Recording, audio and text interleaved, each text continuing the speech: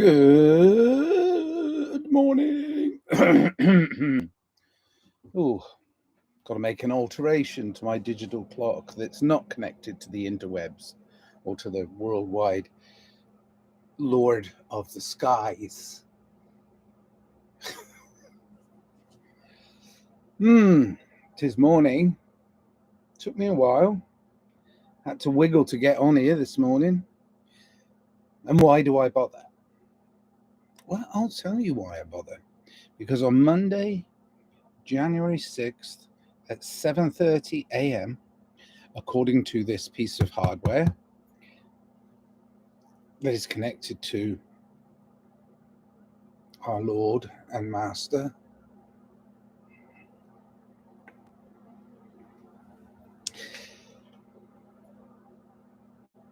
everything changed. Everything changed. Even the things that you thought were the same changed. Yeah. So I'm having my same cup of coffee. Uh-oh.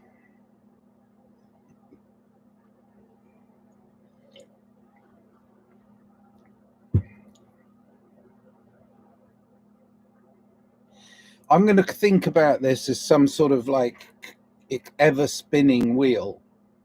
And the pace at which that ever spinning wheel of life is going is not speeding up. It is not speeding up. There's a little fluctuation here and there. It's not speeding up.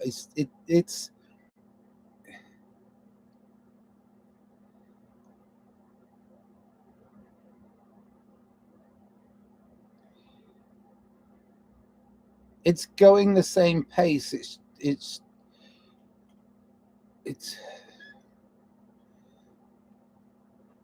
matching my heartbeat. It's matching my breath. Conscious co-creation. What the hell does that mean? Well, it means that if you believe that there is a greater good, and the greater good is God or whatever you want to call God, then there is a plan, and the plan is in action, and it's moving along, but we can affect the plan because we were given free will, and the God within, without, above, below, creates this wonderful, amazing, and brilliant, ever-changing, abundant world. So we can affect that directly and indirectly as a collective. There's a big consciousness, an overarching consciousness for humanity, and then there's individual consciousness. And I think there might even be, within the fields of resonance that we live, frequency and light, get it? Frequency and light, fields of resonance that we produce. There might even be smaller collectives that have an overarching consciousness or God. So it could be your own, you and your friends and family's own, or community, and so on and so forth. So it too is a resonance. You see, it vibrates, so it's a resonance. There is frequency and there is light. Okay. I sound like I'm explaining it to myself because I'm trying to find a reason for this human experience. But I already have a reason for this human experience. Play. We are to play in this wonderful human experience. We are to play with the ideas that come up in our day-to-day life. We're to play with the ideas, and these are just ideas. Some of us get ideas all the time, and some of us get the same idea over and over and over, and that's a bit boring for me. It always was. I could never really stand the monotony of, oh, same old every day. But I mean, some people can handle that, I mean, whether it's clocking in at work and clocking out, and having a day that pretty much follows the previous day. I mean, I could never understand factory operators. I mean, there were people that I knew. I did work. I mean, I worked part-time in lots of crazy things in order to make a little bit of money so as I can make a little bit more music and then put out a little bit more messaging, which is what I think I'm supposed to be doing. But I could never get into the groove with factory work. It's just that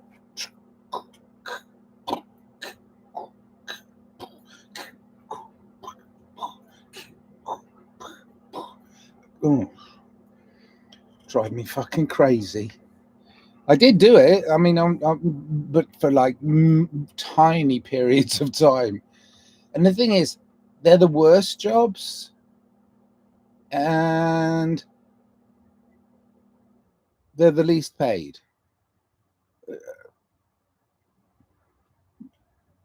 So if you look at the way the sort of work situation goes, if you're not doing something that you entirely love and turn into play, turn work into play, right? But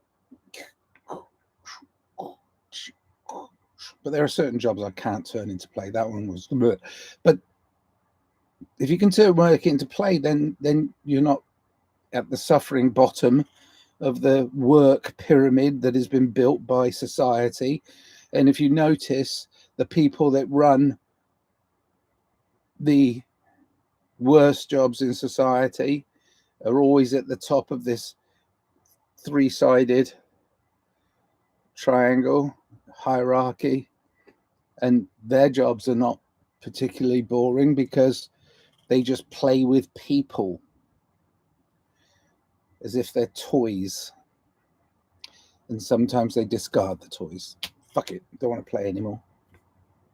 Or I do want to play, gonna make them all fall over. I mean, these things happen. Like big kids playing soldiers, toy soldiers. These things happen. Awful things happen. But if you break down this hierarchical ridiculousness and you start to recognize that even though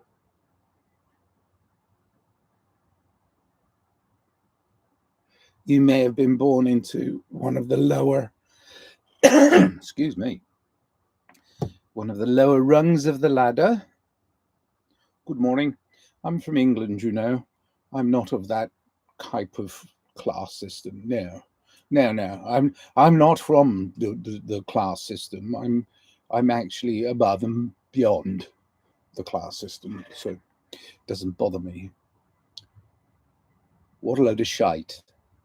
You know where you know your place. You know what you're born into. You're born into a system of controls, but you take charge of those controls yourself, and you live a class-less life. This was the thing. The main reason I'm living so far away, in geographic terms, but also in mental, physical, emotional, and spiritual terms, why I'm living so far away from the place I was born, is because I got burnt by that class system that is so enforced, and it still is. They may hide it with, oh, I'm going to give you a little bit of freedom. I'm going to give you a little bit of freedom. Then I'm going to rein you in. Then I'm going to give you a little bit of freedom. Then I'm going to rein you in. That's how the system works. It's there is a glass ceiling. Is there a glass ceiling here? Wait a minute. There's a glass ceiling in the class system. Class, I don't know. I recognized it very early on. I worked within the system and did some wiggling, and then I wiggled and I started chatting my way out of trouble, and then I started to navigate my way around and away from that class system that I was born into, and I came to a place called the United States of America. Now, when I came here, because I traveled lots of places first, but when I came here to the west coast of the United States of America, there was this place. It's a landmass. It's not very. It's big. It's about 3 times the size of England, and it's called California. And I was like, wow. Oceans in front of me, sun above me, mountains behind me, and desert behind that. Wow. Geographically, this is perfect.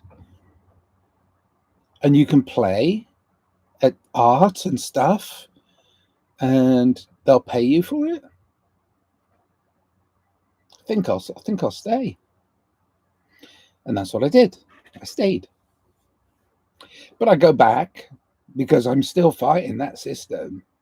But the problem is that system is starting to show up behind this silly, like there's this silly, like it all looks so wonderful here. You know, I look out the window, but then, you know, all I'm seeing is like, okay, there's this veil, right? And you can still see me.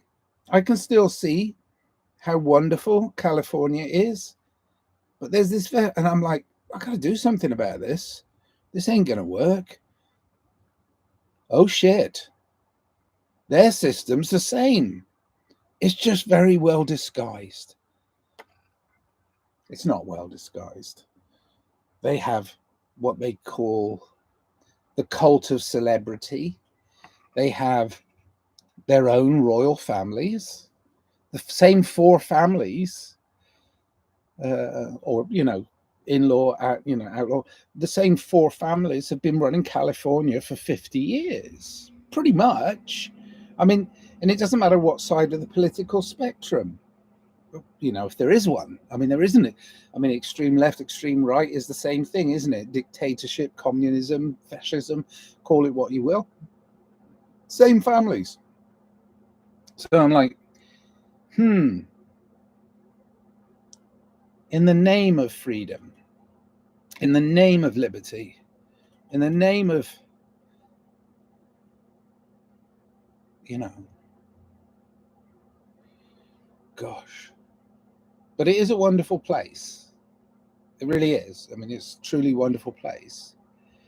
But we can change it, you see. If I go back to the beginning of this little rant that is already taking me 13, 14 minutes to explain to myself. If I go back to the beginning of this rant, conscious co-creator. We can create a better world by being conscious co-creators, individually, collectively, you know, small collections, and then larger connections, and larger collections, and then the greater good, you know. So we can change that which we decide we want to change in a way that is more positive than the way in which the current powers that think they're in charge, we can change it. They want to control it. They want to hold on to it. So they make the cult of celebrity, the cult of nepotism. They keep all that alive here in different ways. Oh yeah, they do. There's a celebrity culture, but there's also the hidden hand of Hollywood. The hidden hand of Hollywood. Oh, that'd be a good title for a book, wouldn't it? The Hidden Hand of Hollywood, an expose of all those corruptions behind the scene. Well, no, the corruptions aren't even behind the scene. The corruptions are clear and clear as a bell to me. I mean, I don't know why people can't see it. I mean, sure, there have been people that I admire, and there have been people that I kind of borrow the ideas of, but I don't try and be a direct copy of them. There's even stuff that I steal from, great artists and as ideas, but I take them and I run them into my own perception, my own belief, and then I produce what I like. So this idea that there's a system and you can't do anything about it, that's there was a period in England where I thought, because I was born in the late 50s, early 60s, 1960s, for those youngsters that are watching, that was back in the olden days before they had an interwebs. Aye, they had interwebs for a while. Anyway, so before this period in our, my experience, things have changed. We can change the things that we see by being the things we want to be in the world. I mean, that's very simplistic, but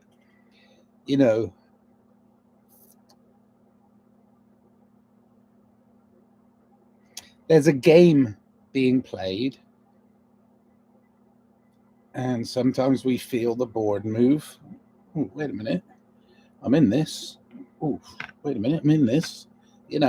Sometimes, and other times we're just like completely oblivious of it.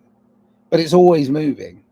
And the powers that were, the people, if you keep climbing up that, like I started at the beginning, if you start climbing up the side of that triangle and going, okay, it's inside, it's inside, and then you get to the top and then you realize, wow, what am I going to do now? The thing is, the whole thing's got to go down. It's got to go down in order to make a level playing field. But the level playing field is in you.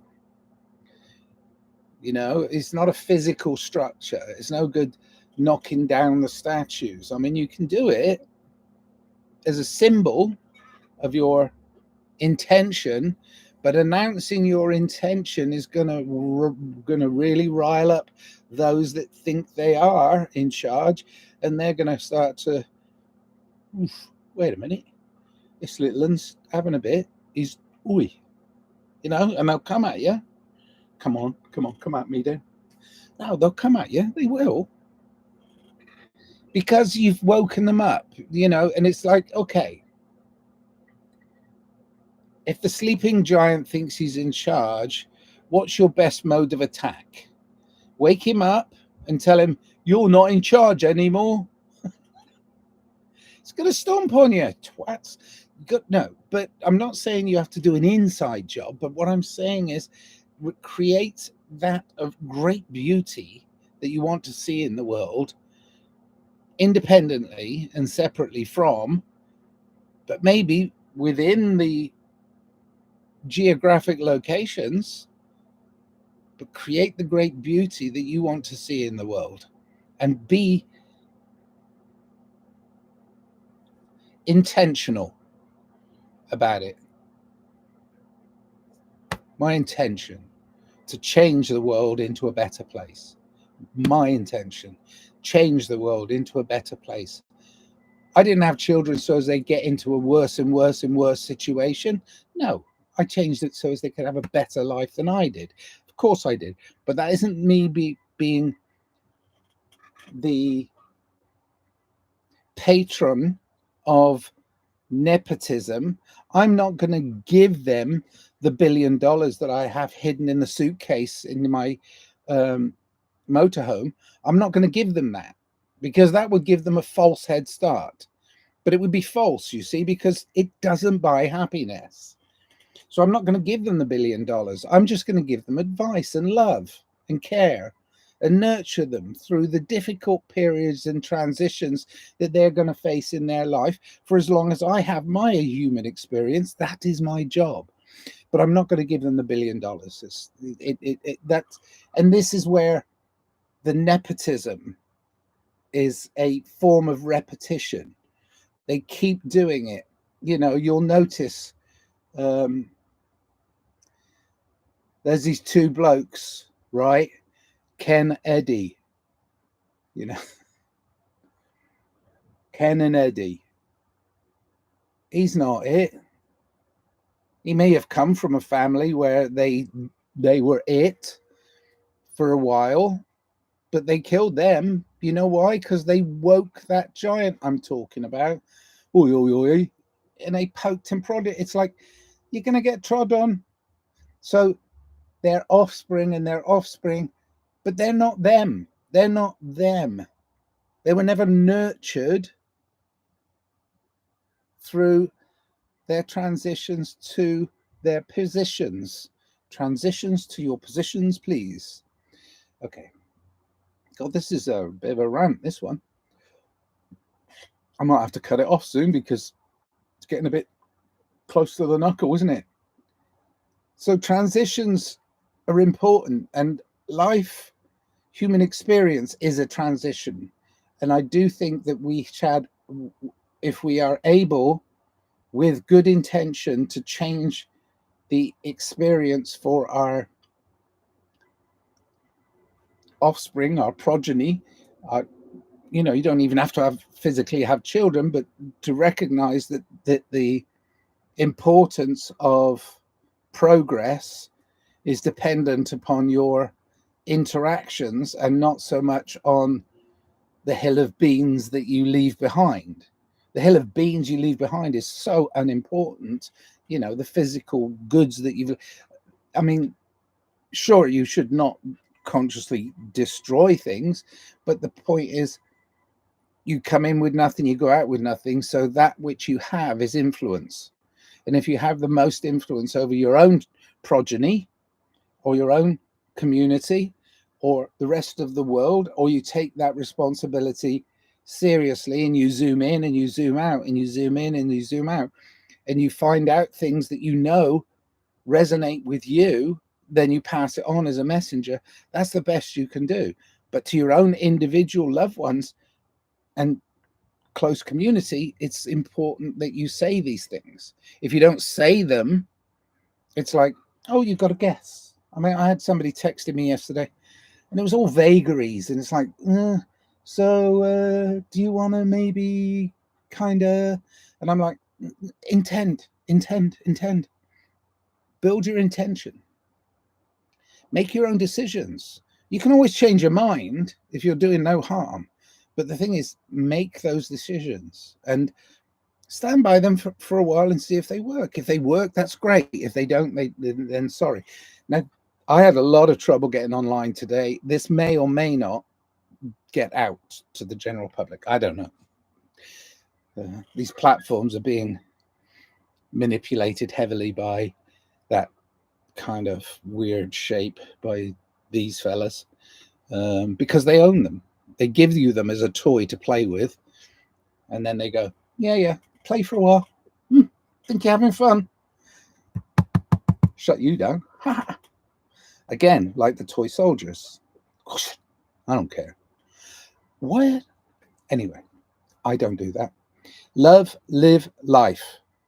Make sure that your intention is to create a better world. I love you. I'm going now before this thing crashes. Cheer then. Cheers then. Slowly. He said it because you can't talk fast in the mornings, not even with coffee.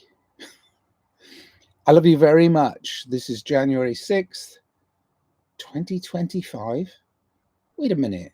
I thought it was 1950. Nah. It's just numbers on a dial. Love you. Same love.